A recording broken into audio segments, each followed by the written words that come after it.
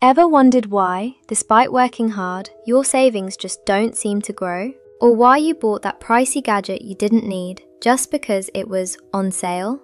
Here's the thing, it's not because you're bad with money. It's because traditional finance ignores one massive factor: you are human. Welcome to @2U Money. I'm Elise Harper. No boring lectures here. We turn the latest research in behavioral economics into 1-minute animated stories. You'll watch Turtle Bolt and Bird Scamp make the money mistakes so you don't have to.